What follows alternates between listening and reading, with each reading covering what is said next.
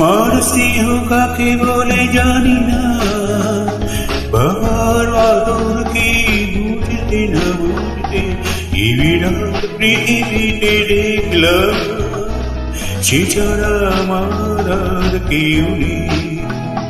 সে আমার ছোট বউ, বড় আদরের ছোট বউ। সে আমার ছোট বউ, বড় আদরের ছোট বউ।